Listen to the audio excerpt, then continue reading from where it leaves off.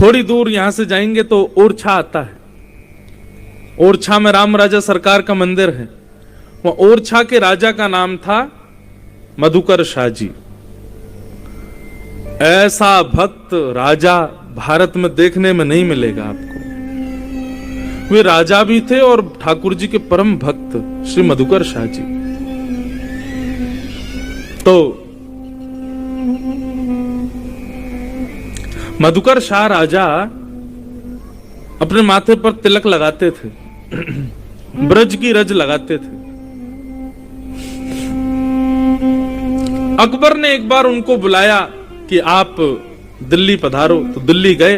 तो दिल्ली में अकबर ने जैसे उनके माथे पर तिलक देखा तो अकबर ने घोषणा कर दी, कल बहुत बड़ा एक कार्यक्रम है, मेरे दुनिया भर के राजा आ रहे हैं और मैं घोषणा करता हूं यदि मुझे कल एक भी व्यक्ति हिंदू तिलक के साथ में दिख गया मैं उसका सर धड़ से अलग कर दूंगा। मधुकर शाह जी बैठे बैठे मुस्कुराने लगे, ये मुझको ही बोल रहा है और किसी को नहीं बोल रहा है। अगले दिन मधुकर शाह जी ने और बड़ा तिलक लगाया। वो पहले तो छोटा लगाते थे और बड़ा तिलक लगा के मुकुट वुकुट पहन करके बढ़िया गले में खूब सारी जो है तुलसी की माला वाला पहन करके बढ़िया बिल्कुल इत्र लगा करके चंदन पीला पीला पूरे गालों तक अर्पित करके अब मधुकर शाह जी पहुंचे। अकबर ने जैसे ही देखा नेत्र लाल पड़ गए उसके। उसने तलवार निकाल करके कहा, वैसे तो आप मेरे मित्र हो पर मैंने कल उद्घोषणा की थी, मैं भारत का राजा हूं, मेरी बात यहां के राजाओं को माननी पड़ेगी। आप तिलक लगा करके क्यों आए हैं? मेरी कल की उद्घोषणा भूल गए, मैं सर धड़ से अलग कर दूंगा। तो मधुकर शाह जी ने अपनी तलवार निकाली और निकाल करके बोले, इस सभा में जितने राजा बैठे सबको चुनौती देता हूं मैं, जब तक मेरे माथे पर तिलक रहेगा तब तक मेरे गले का स्पर्श नहीं कर पाओगे। हाँ, लड़ते लड़ते पसीने में यदि तिलक बह गया और तिलक हट गया उसके बाद भले मेरा सर कट जाए, लेकिन जब तक मेरे माथे पर तिलक है मैं चुनौती दे रहा हूं विश्व के राजाओं को, आप मेरा गला काट के तो दिखाओ, और नहीं विश्वास होता तो आओ मैदान में लड़के दिखाओ। ऐसी उनकी डंकार सुनकर के उनकी उस दहाड़ को सुनकर के अकबर ने अपनी तलवार म्यान में रख ली। बोले कि ठीक है, आपके लिए छूट है, आप तिलक लगा सकते हो, बाकी कोई नहीं लगा के आएगा। निर्भीकता, निर्भय। भक्ति डरना नहीं सिखाती। कथा, भक्ति भाव, वैष्णवता, आध्यात्मिकता, इसके आने के बाद व्यक्ति को भय नहीं लगता है, व्यक्ति निर्भीक हो जाता है। इसलिए ये निर्भीकता यदि जीवन में आ रही है तो इसको प्रमाण मानिए कि आपके अंदर भक्ति आ रही है। तो श्रीमद् भागवतम शास्त्रम कलौकीरेण भाषितम्। श्रीमद् भागवत रूपी शास्त्र एकमात्र ऐसा शास्त्र है जो कलिकाल में यदि कोई भाव से कथा श्रवण कर ले तो निश्चित है उसको भगवत प्राप्ति हो जाएगी, क्योंकि भागवत निर्भीक बनाती है, निर्भय बनाती है। तब प्रश्न किया, बोले महाराज ये भागवत की कथा सबसे पहले किसने किसको सुनाई, कृपा करके हमें ये बताइए।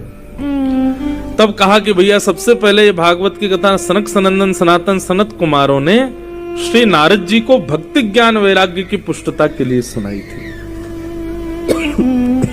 कथा ऐसे आती है बंधुओं के, नारद जी पृथ्वी पर भ्रमण करने के लिए आए और पृथ्वी पर आकर के उन्होंने पृथ्वी को जैसा सुना था उससे बिल्कुल परे पाया। पृथ्वी जैसी सुनी गई थी उसके बिल्कुल परे।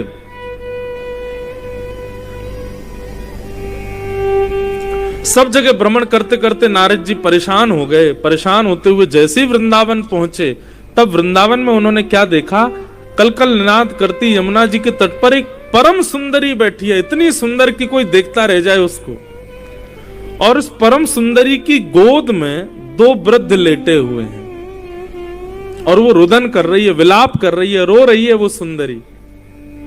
नारद जी महाराज बोले ये क्या, कौन है, इसके दादा हैं, किसके नाना हैं, इसकी गोद में ये दो वृद्ध कौन है और ये रो क्यों रही है? और क्या देखा कि उस सुंदरी की सेवा में असंख्य नर नारी लगे हुए हैं, कोई उसके लिए जल ला रहा है, कोई भोजन ला रहा है, सब सेवा में लगे, लेकिन फिर भी वो दुखी है। तब नारद जी ने उस सुंदरी से पूछा कि देवी तुम कौन हो और तुम्हारी गोद में दो वृद्ध कौन है? तब उसने अपना परिचय देते हुए कहा, अहम भक्ति ऋतिक ख्याता इमो में तनयो मतौ ज्ञान वैराग्य नामानौ काल योगेन जर्जरो। मैं भक्ति हूं, मेरा नाम भक्ति है, और ये दो जो मेरी गोद में लेटे हैं वृद्ध, ये दोनों मेरे बेटे हैं। इसका नाम ज्ञान है, इसका नाम वैराग्य है। कलयुग के प्रभाव की वजह से ये दोनों वृद्ध हो गए, इसलिए मुझे रोना आ रहा है कि मैं युवान हूं, मेरे बालक वृद्ध हो गए। बंधुओं, कलयुग में ये ज्ञान वैराग्य और भक्ति उम्र से बुद्धि नहीं होते। हम लोगों की भक्ति जितनी बढ़ेगी, ज्ञान जितना बढ़ेगा, वैराग्य जितना बढ़ेगा, उतने ज्यादा ये युवान होते चले जाते हैं। लेकिन ज्ञान और वैराग्य दोनों वृद्धावस्था में है। कलयुग में स्थिति क्या है हम लोगों की? भक्ति तो है हमारे भीतर, लेकिन ज्ञान और वैराग्य नहीं है। घर में कोई मंगल दिवस हो, मंगल कारण हो, तो घर में दिया जलाना चाहिए, घर में सुगंधी करनी चाहिए, घर के बाहर जो है अशोक के पत्ते टांगने चाहिए, केले के वृक्ष लगाने चाहिए। लेकिन क्यों ये नहीं पता, क्यों, बस करना चाहिए। रक्षाबंधन के दिन बहन भाई को राखी बांधेगी, राखी बांधेगी। दुनिया भर के अब तो आजकल फैशनेबल राखी और आती हैं, क्या क्या उनमें बना रहता है। बस वो फैशन बन गया है, केवल एक भेड़ चाल बन गई, बांधना है। दोनों से पूछो बहन भाइयों से, क्यों बांधी राखी? ये नहीं पता। इसके पीछे कारण क्या? ये मेरी रक्षा करेगी। अरे तो उसके मूल में क्या है बात? होली के दिन एक दूसरे के गालों पर हम गुलाल लगाते हैं, क्यों? रंग क्यों लगाते हैं? बुरा ना मानो, होली है, कोई बेचारा बढ़िया कलफ का कुर्ता पहन के जा रहा है, उसको बिगाड़ दोगे, और बुरा मत मानो, होली है। क्यों आज बुरा क्यों नहीं माने? आज ऐसा क्या है कि हमको बुरा नहीं मानना? नहीं पता। दीपावली आ रही है, घर में दिए जलाओ, चलो इसका तो उत्तर सब दे देते हैं, राम जी आए थे इसलिए दिया जला रहे हैं। तो राम जी आए तो घर में लक्ष्मी गणेश की पूजा क्यों हो रही है फिर? ये नहीं पता। मतलब भक्ति तो है पर ज्ञान और वैराग्य नहीं है। अच्छा, हनुमान चालीसा कितने लोगों को याद है? हाथ ऊपर करो। जितने लोग हाथ ऊपर नहीं कर रही माता, इनको याद नहीं है, इसका मतलब है। अरे भैया शर्म आ रही है, हाथ ऊपर करो। अरे हम थोड़ी करेंगे, बगल वाली देख रही है हमें। हनुमान चालीसा सबको याद है ना?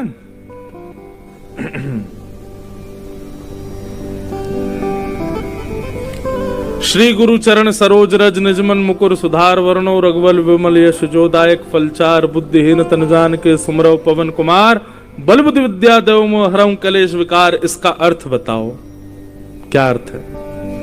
अरे कहां तक कहें? एक जगह तो मैं कथा में कहीं गया था मैं, तो वो बोला महाराज जी संस्कृत है, हमको कैसे? मैंने संस्कृत है ये संस्कृत है? तुमको इतना नहीं पता ये संस्कृत नहीं है, ग्रामीण भाषा और है। क्या बताएं? तो भक्ति तो है लेकिन ज्ञान शून्य, वैराग्य शून्य भक्ति है हम लोगों की। बस कर रहे हैं, क्यों कर रहे हैं ये किसी को नहीं पता। जय श्री राम गुदवाए घूम रहा है, जिसको देखो अपने महाराज श्री राम जानकी बैठे मेरे सीने में, यहीं पे टेंटू लगवा लिए राम जानकी जी के। लेकिन उनसे आप 4-5 बातें पूछ लो, नहीं बता पाएंगे। ठीक है, अच्छी बात है कि भक्ति जग रही है, पर ज्ञान के बगैर भक्ति आएगी तो भक्ति निराश रहेगी। जैसे अभी यहां दिख रही है, भक्ति है तो युवा लेकिन उदास है। क्यों? क्योंकि उसके पुत्र ज्ञान और वैराग्य प्रसन्न नहीं है।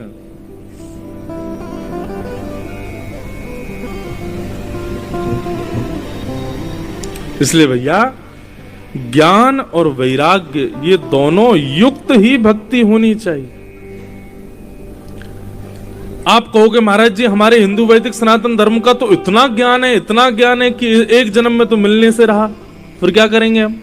आप लोग क्योंकि ज्ञान को पढ़ना समझते हो, ज्ञान को केवल ग्रंथों में जो लिखा उसको ज्ञान समझते हो, इसलिए आप गलत हो।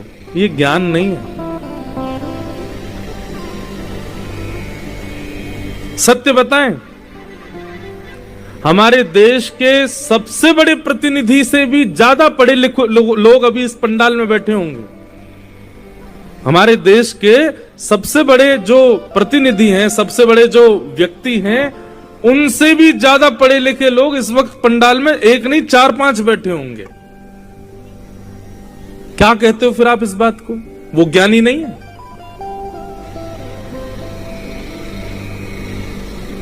और बानर तो पढ़ना ही नहीं जानते थे, बानरों को तो बोलना ही नहीं आता था, बंदरों को तो कुछ कहना ही नहीं आता था। वो बंदर राम जी के संग रहते तो परम विद्वान परम ज्ञानी रावण, उसको ठाकुर जी उठा करके फेंक देते हैं, उसकी लंका जला देते हैं। तो इसमें अब यहां क्या समझोगे आप? ज्ञान क्या है? ज्ञान का मतलब बहुत नॉलेज होना नहीं होता। ज्ञान का मतलब बहुत ज्यादा पता होना नहीं होता। ज्ञान का मतलब हर विषय की जानकारी होना नहीं होता है। ज्ञान का मतलब विवेकी होना, सद असद की पहचान होना, सही गलत का अनुपात जानना, इसको ज्ञान कहते हैं। और ये ज्ञान ना तो आपको गुरुकुल में मिलेगा, ना ही आपको स्कूल में मिलेगा, ना आपको कॉलेज में मिलेगा, ना यूनिवर्सिटी में मिलेगा। ये विवेकी होना तो आपको केवल और केवल सत्संग में मिलेगा। सत्संग आपको विवेकी बनाता है। विवेक, मैं फिर कह रहा हूं, ज्ञान का मतलब बहुत पढ़ा लिखा होना नहीं होता। कबीर दास जी बहुत पढ़े लिखे नहीं थे, लेकिन विवेकी थे, विवेक जन्य उनका जीवन था। मीराबाई बहुत पढ़ी लिखी नहीं थी, लेकिन विवेकी थी। अरे बानर सेना ज्यादा कोई पढ़े लिखे थोड़ी थे। हनुमान जी के साथ में जितनी बानर गए राम जी के साथ, सब विवेकी थे। और विवेक का मतलब होता है सद असद की पहचान, सही गलत की जानकारी होना, क्या सही है क्या गलत है। अस्तो मां सदगमया तमसो मां ज्योतिर्गमया।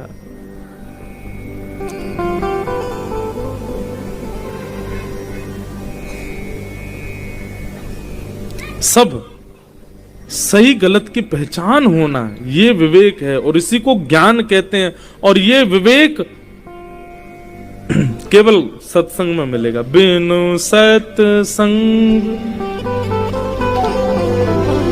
कि बिनु सत्संग विवेक ना होई,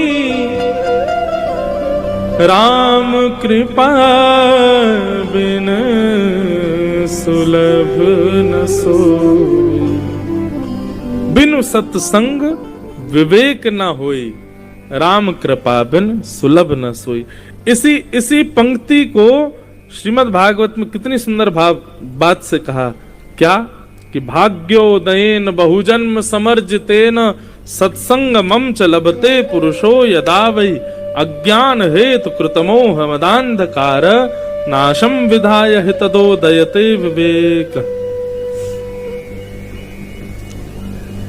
बहुत जन्मों के जब भाग्य उदित होते हैं तब जाके सत्संग मिलता है, और बहुत सत्संग जब जीवन में आ जाता है तब विवेक जन्म लेता है, तब ज्ञान आता है।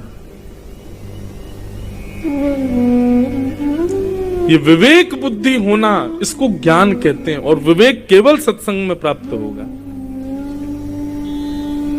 सत्संग से। सत्पुरुषानाम संग इति सत्संग, सद्ग्रंथानाम संग इति सत्संग, सद वस्त्रानाम संग इति सत्संग। सत्संग का मतलब भी केवल ये नहीं होता कि कथाएं सुनना। इसको भी सत्संग नहीं कहते। हम कैसे व्यक्ति का संग करते हैं, कैसा भोजन करते हैं, कैसे वस्त्र पहनते हैं, कैसे कैसे माहौल में रहते, सब सत्संग कहलाता है, सब सत्संग है। ऐसा सत्संग फिर विवेक को जन्म देता है, और वही विवेक ज्ञान कहलाता। उसी ज्ञान से ही भक्ति प्रसन्न होती है। बहुत बहुत चिंतन करके सुनिएगा बंधुओं कथा। ये कथा केवल हम यहाँ पे खाना पूर्ति नहीं करते, कहीं भी कथा हो थोड़ा कुछ नए नए भाव आते रहते हैं। इसको सुना कीजिए ध्यान से, बहुत जीवन उपयोगी बातें। तो भक्ति को यदि प्रसन्न करना है तो सबसे पहले जीवन में ज्ञान आना चाहिए। ज्ञान मतलब विवेक आना चाहिए, विवेक मतलब सही गलत की पहचान आनी चाहिए, और ये आएगी कहां से? सत्संग से। दूसरा भक्ति के पुत्र का नाम है वैराग्य। वैराग्य का अर्थ क्या होता है? मतलब सब छोड़ चले जाओ, सब छोड़ छाड़ के हिमालय में रहो, गंगा किनारे रहो, हरिद्वार में रहो, वैराग्य नहीं। वैराग्य का मतलब सब त्याग देना नहीं होता। वैराग्य का मतलब सबसे आसक्ति का त्याग कर देना, उसको वैराग्य कहते हैं।